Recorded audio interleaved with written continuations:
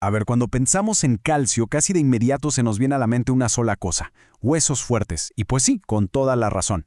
El calcio es el mineral más abundante que tenemos en el cuerpo, pero su historia es muchísimo más interesante que solo ser el material de construcción de nuestro esqueleto.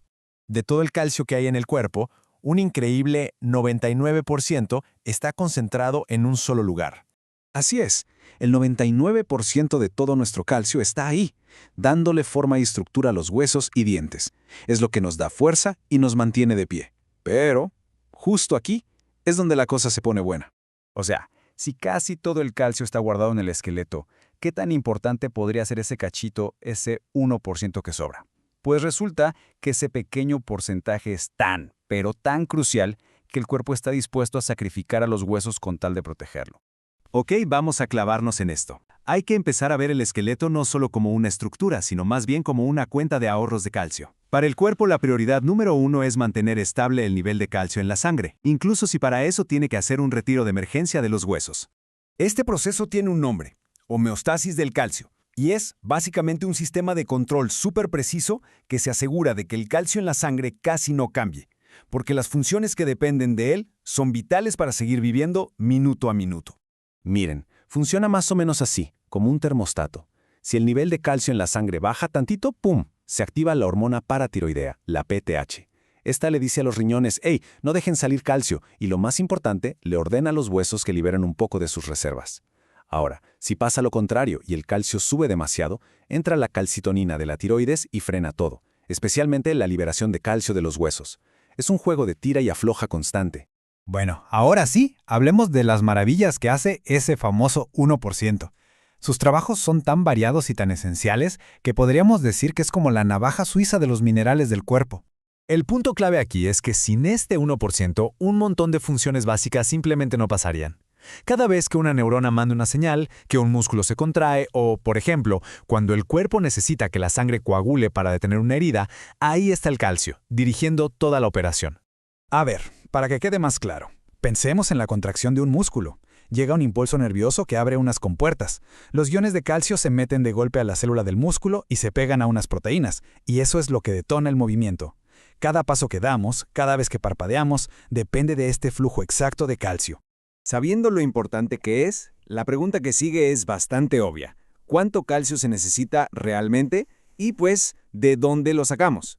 Las recomendaciones van cambiando con la edad y el género. Algo bien interesante de esta tabla es el pico en la adolescencia, 1300 miligramos. Es que justo en esa etapa se construye la mayor parte de la masa ósea.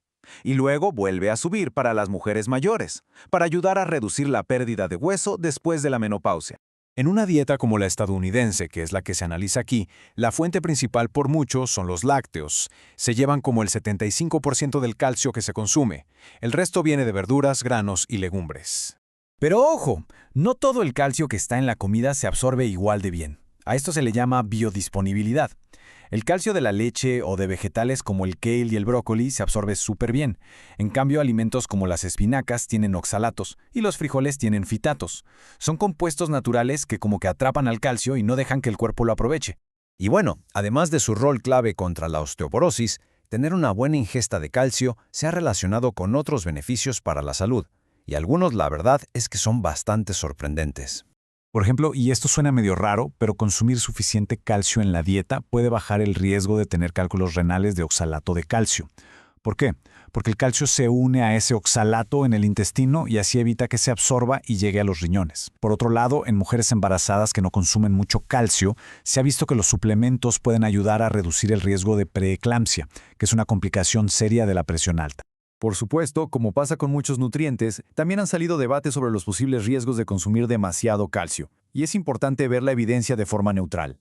Una de las preocupaciones más sonadas ha sido esta posible relación entre un alto consumo de calcio, sobre todo de lácteos, y el cáncer de próstata.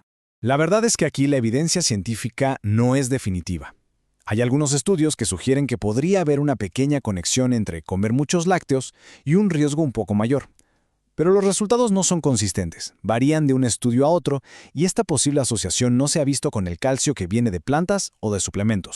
El otro gran debate, y este ha estado en muchos titulares, es si los suplementos de calcio podrían de alguna manera aumentar el riesgo de problemas del corazón.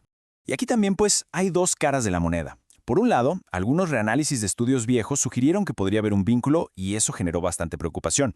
Pero, por otro lado, hay muchísimos otros estudios más grandes y a largo plazo, incluyendo análisis que juntan los resultados de varios estudios, que no han encontrado un aumento real en el riesgo de enfermedades cardiovasculares o de mortalidad por tomar suplementos de calcio. Entonces, ¿qué hacemos con toda esta información? El consenso de organizaciones importantes como la Fundación Nacional de Osteoporosis de Estados Unidos y la Sociedad Americana de Cardiología Preventiva lo resume bastante bien. Su conclusión es que mientras la ingesta total, o sea, sumando la comida y los suplementos, se mantenga dentro de lo recomendado, no hay evidencia clara de que haga daño. La clave, entonces, no parece ser evitar el calcio, sino más bien encontrar el equilibrio. Ni muy poquito, porque eso pone en riesgo los huesos, ni tampoco un exceso, que es donde empiezan a surgir estas preguntas y debates en la ciencia. Hemos visto al calcio en sus tres grandes papeles, como el arquitecto de nuestro esqueleto, como el mensajero vital para que el cuerpo funcione, y como un nutriente que hay que consumir de manera consciente, entendiendo sus beneficios y también las dudas que lo rodean. Al final, todo esto nos deja con una última pregunta que le da un nuevo sentido a todo lo que vimos. ¿Deberíamos pensar en los huesos solo como el andamio que nos sostiene, o más bien como la bóveda de un banco que guarda un mineral tan vital que el cuerpo lo protege a toda costa para poder sobrevivir cada segundo? La respuesta, como ya vimos, es que es las dos cosas al mismo tiempo.